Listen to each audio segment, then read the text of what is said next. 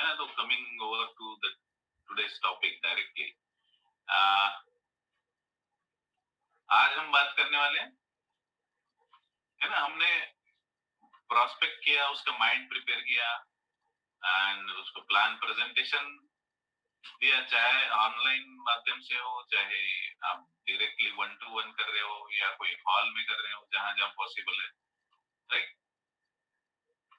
तो उसके बाद में क्या करना है, सेल्स क्लोजिंग के बारे में हम बात करेंगे और उस विषय में जो हमें नॉलेज होना चाहिए, जो कुछ सवाल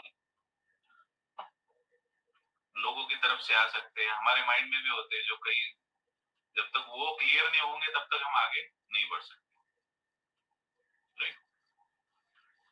so let me start my screen share. Yes, दिख रहा है मेरा स्क्रीन? जी दिख रहा है सर। यस।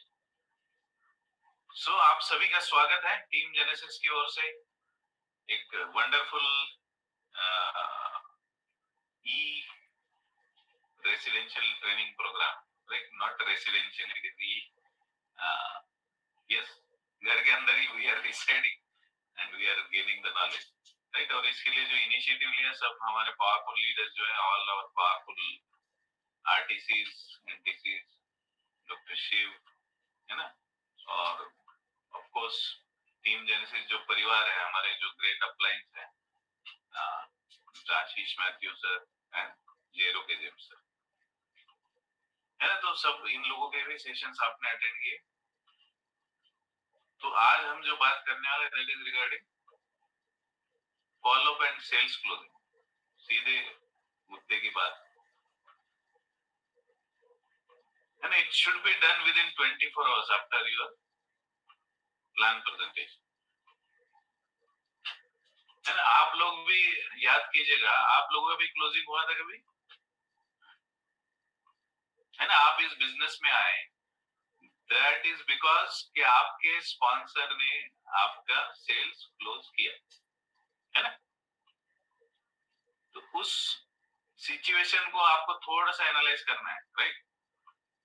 आपने जब बिजनेस देखा और उसी फिर वो जो माइंडसेट होगा, जब आप अंडरस्टैंड करेंगे, खुद का स्टडी करेंगे, तो आपको सामने वाले प्रोस्पेक्ट को हैंडल करने में ज्यादा आसानी होगी, राइट। जब भी प्लान प्रेजेंटेशन होता है within 24 hours sales closing होना चाहिए, राइट। और सेल्स क्लोजिंग के वक्त एक सोल्जर विदाउट गन, है ना, वो कुछ नहीं कर सकता है। उसी तरह से सेल्स क्लोजिंग के वक्त आपके पास प्रॉपर टूल्स अगर नहीं होंगे, and you must have a diary, pen, दो चार व्हाइट पेपर्स, है ना, product catalogue, product testimony, application form, तो और एक अच्छी डायरी, राइट। तो ये टूल्स जब तक नहीं होंगे तब तक आप देखिए, these are very simple and basic things. हम ये बिजनेस क्यों कर रहे हैं, we want to achieve great things, है ना। एक ऑर्डिनरी टू एक्स्ट्राऑर्डिनरी, राइट। अपने ड्रीम्स को हम चेस कर रहे हैं बिजनेस के थ्रू, और उसके लिए बहुत छोटी छोटी सिंपल स्टेप्स अगर हम फॉलो करते हैं तो डेफिनेटली वी कैन, है ना। आप और उसका प्रूफ क्या है, जो आप अपने अपलाइंस को देखते हैं, उन्होंने अगर कोई चीज हासिल की है तो दैट मीन्स आप भी उस चीज को हासिल कर सकते, राइट।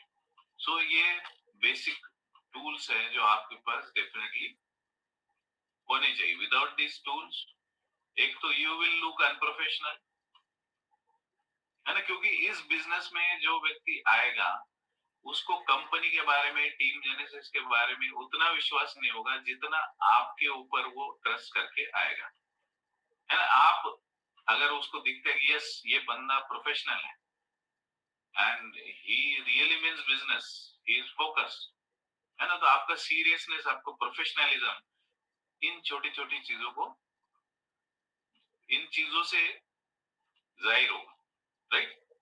सो आपके पास टूल्स हमेशा होने चाहिए। और उसी के साथ आपके पास हमेशा होना चाहिए नॉलेज,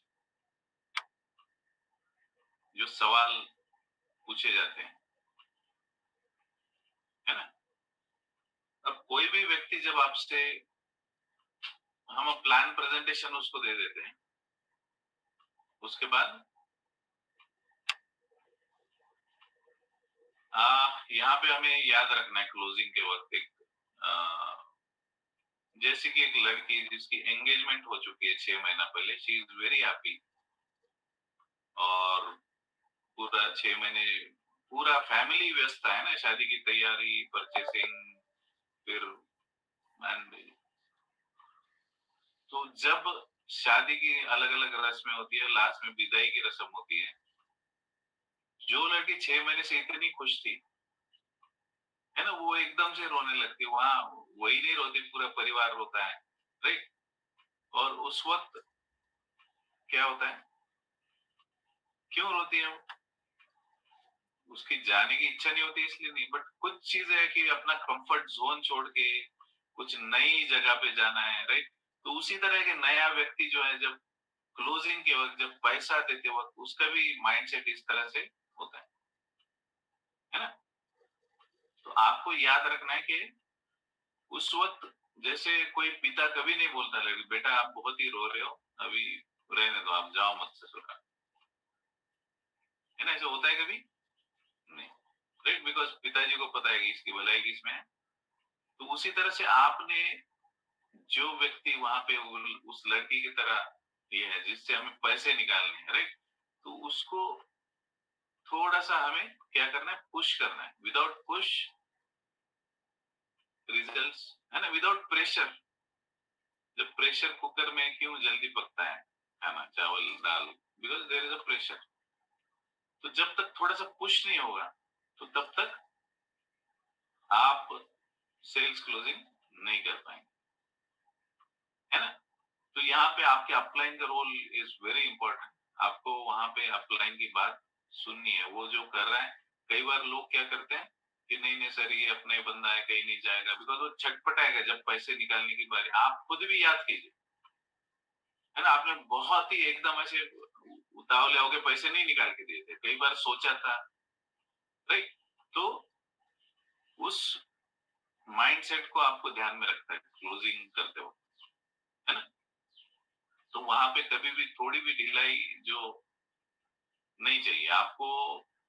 ये कभी भी नहीं सोचना है कि क्लोजिंग अपने आप आएगी, मैंने इसको बता दिया, ये मुझे अपने आप पैसे ला के देगा, ऐसा कभी नहीं होने वाला, है ना? गाय दूध नहीं देती है, गाय का दूध निकालना पड़ता है। तो लोग पैसे देते नहीं है, पैसा निकालना पड़ता है, राइट? और पैसा लेना जो है, इट इज वेरी डिफिकल्ट। और जो लोग सेल्स फील्ड में नहीं है, उनके लिए बहुत ही एक थोड़ा अटपटा अजीब सा फीलिंग आता है कि यार पैसे मांगना। क्योंकि मुझे याद है स्टार्टिंग में मुझे बड़ा अजीब महसूस होता था कि यार मैं पैसे मांग रहा हूँ, है ना? बट फिर देन आई रियलाइज कि यार मैं डॉक्टर हूँ, मैं लोगों से पैसे लेता ही हूँ, है ना? एक वकील भी लेता है, all professionals they charge, because और we are into sales profession अगर है तो वो उसका पार्ट एंड पार्सल है पैसा तो। और कोई भी प्रोफेशन में विदाउट मनी के ट्रांजैक्शन वो चलेगा नहीं प्रोफेशन, है ना? तो लोग जो सवाल पूछते हैं, तो ये बेसिक चीज है जो आपको अंडरस्टैंड करनी है कि यस, पैसा तो मांगना पड़ेगा, लोग अपने आप पैसा नहीं देने वाले, है ना? अब लॉजिकली उनके साथ जो हमें बात करनी है, दैट इज, उनको सुनो पहले आप, है ना? वो कुछ लॉजिकल सवाल हो सकते हैं, कुछ इलॉजिकल भी हो सकते हैं। तो सबसे पहले ये फॉर्मूला याद रखना है, जब भी आप सेल्स क्लोजिंग के लिए बैठते हैं, तो वहां पे आपको feel felt and found formula याद रखना है ना? फील करो पहले, महसूस करो वो क्या बोलना चाह रहे हैं, फिर उसको बताओ कि मैंने भी ऐसे ही महसूस किया था, है ना, I also fail the same. और फिर बाद में देन आई फाउंड, फिर मुझे पता चला। तो इस अप्रोच से क्या हुआ कि उसको लगे यस, ये व्यक्ति अपने आपका वेवलेंथ मैच करेगा और क्लोजिंग के लिए आसानी होगी, राइट? तो हमेशा याद रखे this 3F formula, feel felt and found महसूस करो, फिर बताओ कि मैंने भी ऐसे महसूस किया था, फिर मुझे पता है ना? तो अभी कुछ कॉमन सवाल हम डिस्कस करते हैं, जो लोग पूछते हैं, और मैक्सिमम टाइम क्या होता है कि शायद हो सकता है 1, 2, मैक्सिमम 3 सवाल लोग पूछेंगे, उससे ज़्यादा पूछते नहीं, है ना? आपने उनका सैटिस्फैक्टरी आंसर अगर दे दिया, तो दे गेट कन्विंस्ड, है ना? तो अभी सबसे कॉमन जो सवाल है लोगों के माइंड में कि यार इतनी सारी कंपनियां पहले से ही बंद हो रही है ना? कि आप कैसे कहते कि बंद नहीं होगा? या इतनी सारी बंद हो रही है, आप एक नई लेके आ गए, राइट? तो इसके लिए आपको याद रखना है कि कई बार सवाल ही जवाब है ना? Questions are the best answer. तो उनको पूछो, आप एक सवाल करो उनको कि सर आप किस कंपनी की बात कर रहे हैं? तो मैक्सिमम टाइम सिचुएशन ये होती है कि लोगों को उतना नॉलेज नहीं होता, है ना? लोग कई बार सवाल पूछ लेते हैं, बट कुछ शायद ही 2-3 कंपनीज के नाम पता होंगे लोगों को। मैक्सिमम टाइम जो एक्सपीरियंस है, तो लोग कुछ नाम लेते हैं, एमवे, वेस्टीज या कुछ इस तरह से नाम लेते हैं, राइट?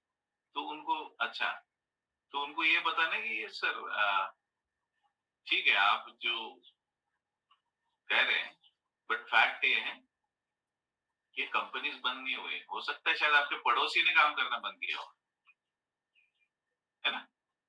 अपने दोस्त ने काम करना बंद किया होगा, राइट? और फिर उनको एक दूसरा सवाल करना है कि कोई भी कारोबार क्यों बंद होता है? सिर्फ डायरेक्ट सेलिंग ही नहीं, आपके मोहल्ले की दुकान या जो इंडस्ट्रियल एरिया में फैक्ट्री है, एनी बिजनेस बंद होने के क्या क्या कारण हो सकते हैं, है ना? क्या क्या कारण हो सकते हैं? आप भी सोच के देखिए, अगर आपने ट्रेनिंग पहली बार अटेंड कर रहे हैं, राइट? तो अब उसको सुनना जरूरी है, आप उसको सुनो।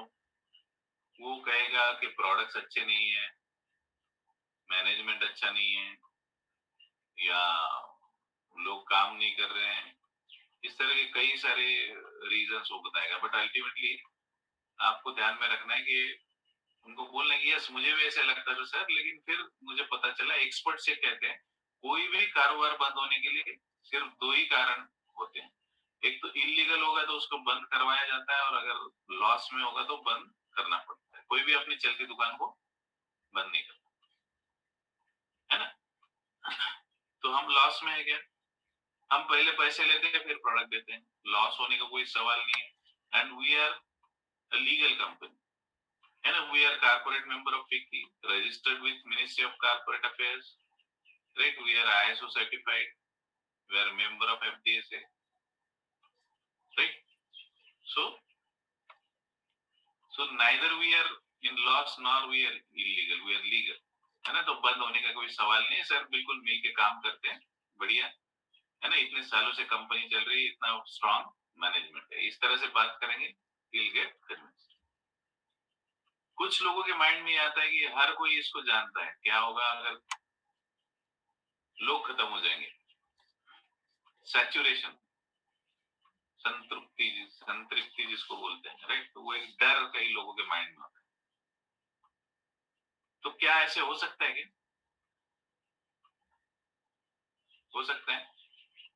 नहीं हो सकता, है ना? Saturation is a fear, it is a fear. और कई हमारे डिस्ट्रीब्यूटर्स को भी ये लगता है कि लोग खत्म हो जाएंगे, तो लोग खत्म नहीं होते। तो एक सिंपल सा एग्जांपल आप उनको बता सकते हैं कि ये सर मुझे भी ऐसे लगता था, लेकिन मैंने जब देखा कि हर किसी के जेब में मोबाइल है ना, हर किसी के जेब में है, उसके बावजूद मोबाइल की दुकान हर एक चौक में है, हर एक सिटी में, हर एक चौक में मोबाइल की दुकान, वो क्यों? है ना? जो चीज सबके पास है वो लोग फिर भी बेच रहे हैं। और हेलमेट्स आर कंपलसरी, हर किसी के पास हेलमेट है, फिर भी हेलमेट बिक रहे हैं। टीवी हर एक घर में है, झुग्गी झोपड़ी में, उसके बावजूद टीवी की दुकान है। बिकॉज मार्केट हमेशा एक्सपांड होते रहता है, और नई नई डिमांड क्रिएट होते रहती है। और हमारे बिजनेस के लिए एक बहुत बेहतरीन चीज जो है ना, हम जिस देश में रहते हैं, राइट? हमारे बिजनेस के लिए eligibility criteria is 18 years of age, complete होना चाहिए व्यक्ति। अगर 18 साल है तो वो व्यक्ति ये बिजनेस कर सकता है, चाहे पढ़ा लिखा हो, नहीं हो, गांव से हो, शहर से हो, राइट? सो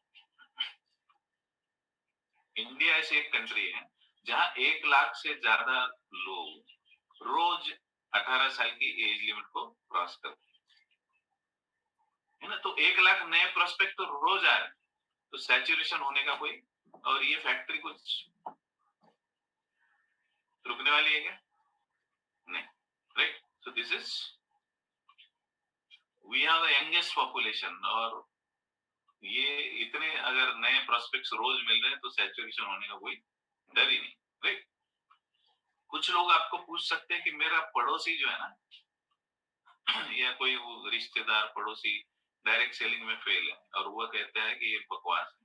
कई बार तो ये हो सकता है कि वो एमआई लाइफ स्टाइल में बोल रहा हो कि वो, है ना, ये बकवास है ना, ये कुछ नहीं होता।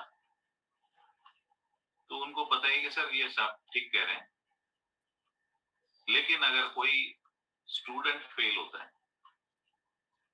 है ना, कोई एग्जाम में फेल होता है स्टूडेंट, और उसको पूछा जाता है कि आप फेल क्यों हुए, तो क्या आंसर देगा, है ना? वो बोलेगा कि पेपर आउट ऑफ सिलेबस था, टीचर ने ठीक नहीं पढ़ाया, मेरी तबीयत ठीक नहीं थी, we will try to justify, but शायद ही कोई बोलेगा कि मैंने पढ़ाई नहीं की इसलिए मैं फेल हूँ, है ना? तो उसी तरह से हो सकता है उस पड़ोसी ने किस तरह से काम किया, उसने कुछ नॉलेज एजुकेशन लिया या नहीं लिया, राइट? और हमें अगर टॉप करना है तो किससे बात करनी चाहिए? जो टॉपर है ना। फेलियर से हम पूछ नहीं सकते कि टॉप कैसे करना, तो हम आपको मिला सकते हैं उन लोगों से जो लोग यहाँ से एक अच्छा अर्निंग कमा रहे हैं, ड्रीम्स अपने अचीव जिन्होंने किए हैं, राइट? सो उस विषय में चिंता करने की जरूरत नहीं है। हम ये उनको समझाना है कि यस, जो एक माइंडसेट है फेलियर जो होता है हमेशा ब्लेम करे, राइट? लेकिन उनको कोई एग्जांपल देके समझाएंगे तो अच्छी तरह से समझ में।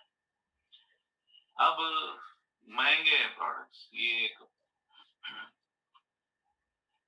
काफी लोगों के माइंड में होता है ना, कि फेयरली प्राइस्ड है कि नहीं। तो आप देखिए डियर फ्रेंड्स, प्रोडक्ट्स, मैं तो पर्सनली ये बोलता कि प्रोडक्ट्स महंगे नहीं, बहुत महंगे हैं, बिकॉज मारुति के भाव में मर्सिडीज नहीं मिली, है ना? क्वालिटी चाहिए तो एक कार 5 लाख की आती है, दूसरी 50 लाख की, है ना? तो इतना फर्क क्यों है? 5 ही बंदे बैठते हैं उसमें तो for quality you have to pay. और फैक्ट है ना कि अगर हम हर एक प्रोडक्ट को कंपेयर करेंगे, हमारे प्रोडक्ट जो है ना बहुत ही, यानी क्वालिटी और उसकी प्राइस कंपेयर करेंगे दोनों चीजें, तो और प्रोडक्ट्स आर बहुत रीजनेबल प्राइस है ना? कहीं भी कुछ भी एग्जांपल आप ले लीजिए, जैसे कि लीव अगेन हमारा जो है, और लीव 52 जो मार्केट के लीडर है, जो लोगों को पता है मैक्सिमम, तो उसमें जो नंबर ऑफ हर्ब्स देखेंगे, हर्ब्स का कॉन्सेंट्रेशन देखेंगे, तो दैट इज ऑल हमारे यानी सिंपल, कई जो हर्ब्स है ना वो 5-6 गुना ज्यादा कॉन्सेंट्रेशन में हमारे इसमें, राइट? तो लीव 52 डबल स्ट्रेंथ का 4 bottles equal to leave again का 1 बॉटल, और कीमत देखेंगे तो वो हमारा is distributor price is less than that, right? ऐसे कई सारे, जैसे 95 हमारा लोग इसी के कारण बोलते हैं कि महंगा है, 95 जो है, तो ब्रुंसविक लेबोरेटरीज यूएसए से सर्टिफाइड है ना? ऐसे ही नहीं कोई हम खुद डिक्लेयर कर दे कि 9 लाख हो रहे हैं, और 9 लाख वो एक्चुअली 10 लाख से भी ज्यादा हो रहे हैं, but we are claiming 9 lakh, right?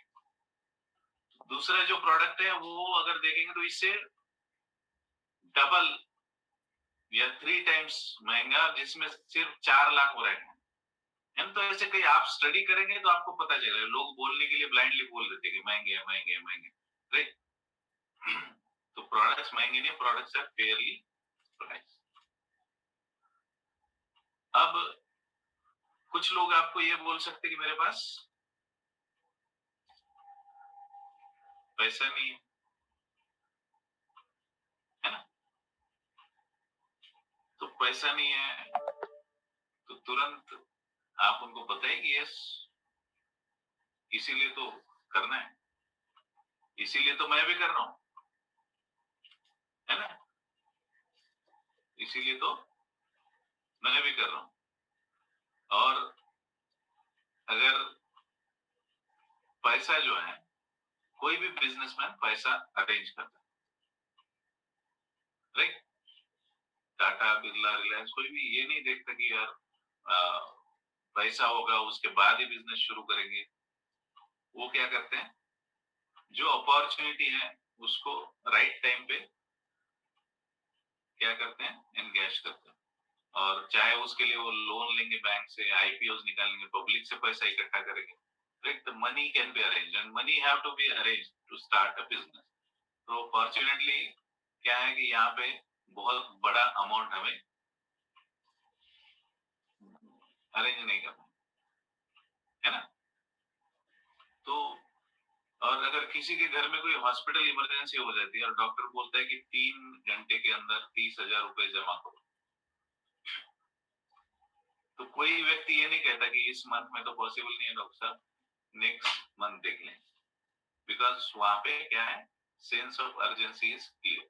तो उनको ये बताना है कि मुझे जब पता चला कि दो अभी आने वाले चंद सालों में 1 लाख रुपए तो मात्र गुजारे के लिए लगेगा, तो दिस इज फाइनेंशियल इमरजेंसी। और उसके लिए प्रिपरेशन कब करेंगे, है ना? प्यास लगने के बाद कुआं नहीं खोद सकते, राइट? सो डियर फ्रेंड, पैसा हम अरेंज कर सकते हैं, मिलके काम करेंगे और रीपे भी कर देंगे।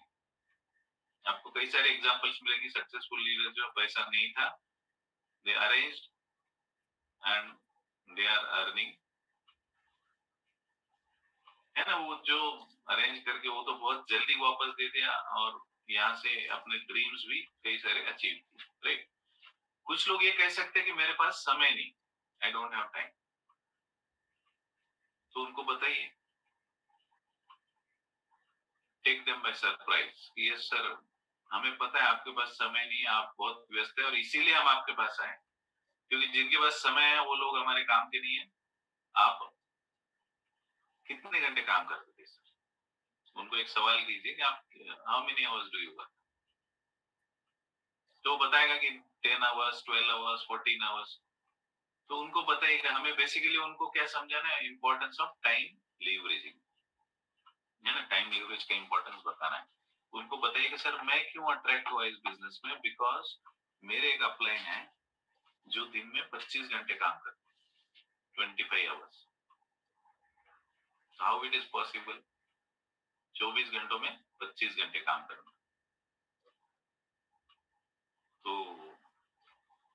उनको बताइए उनका 25 लोगों का एक टीम है और हर कोई अगर एक एक घंटे काम कर रहा है इस बिजनेस के लिए, तो उनके लिए 25 आवर्स वर्किंग आवर्स जनरेट हो रहे हैं एक दिन में। और ये शुरुआत है, अभी आगे टीम बढ़ेगा तो वर्किंग आवर्स और बढ़ेंगे और क्या होगा, एक समय ऐसा आएगा कि बहुत सारे वर्किंग आवर्स जनरेट होंगे, इनकम बहुत बढ़ेगा और समय भी कम से कम इन्वेस्ट करना होगा। तो this is called time leverage. तो उनको ये बताना कि सर वैसे फैक्ट ये है ना कि मैं बहुत व्यस्त हूँ, मेरे पास समय नहीं है, ये कोई अचीवमेंट नहीं है लाइफ, है ना? This is a problem. लेकिन उसको आप डायरेक्टली ये नहीं बोल सकते। कभी भी याद रखना है कि हमें सामने वाले व्यक्ति का ईगो कभी भी हर्ट नहीं करना, है ना? आपको आर्ग्यूमेंट कभी भी नहीं करना है ना? हमें बहस जीतनी नहीं है, कभी उस व्यक्ति को जीतना है, राइट? सो मेरे पास समय नहीं है तो इसीलिए हम आपके पास आए ना, explain them importance of time leverage, है ना? ये बिजनेस से हम सिर्फ पैसे ही नहीं कमा सकते, हम समय भी कमा सकते। मैं उतना स्मार्ट नहीं हूँ, मैं प्रमोशन नहीं कर पाऊंगा, तो उनको बोलिए कि सर बिल्कुल डरने की जरूरत नहीं है, मुझे भी पहले बात करना नहीं आता था, है ना? और ये फैक्ट है।